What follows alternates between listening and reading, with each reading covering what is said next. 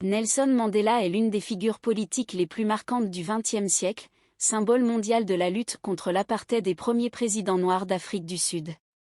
Origine et jeunesse. Nelson Rolihlahla Mandela naît le 18 juillet 1918 à Mvezo, dans l'actuelle province du Cap-Oriental, au sein du peuple Xhosa et de la famille royale Tambu. Son enfance est marquée par une éducation traditionnelle et par l'influence du régent des Tambu, qu'il adopte après la mort de son père en 1927.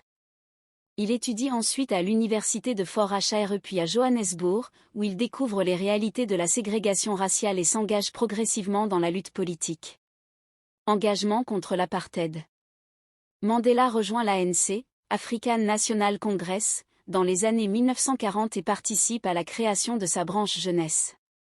Il devient l'un des leaders du mouvement contre l'apartheid, d'abord par des actions non violentes, puis en soutenant la lutte armée après la répression sanglante de manifestants.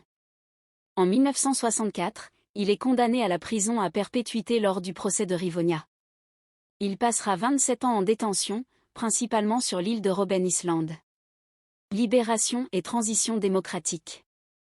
Libéré en 1990 par le président Frédéric de Klerk, Mandela devient la figure centrale des négociations qui mettent fin à l'apartheid. Les deux hommes reçoivent ensemble le prix Nobel de la paix en 1993.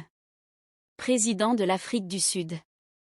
En 1994, Mandela remporte la première élection multiraciale du pays et devient le premier président noir d'Afrique du Sud.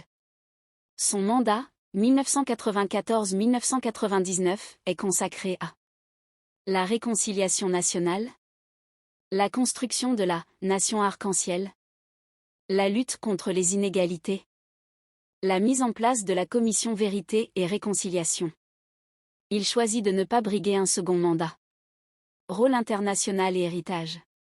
Après sa présidence, Mandela devient une voix morale mondiale, engagée dans la paix, la lutte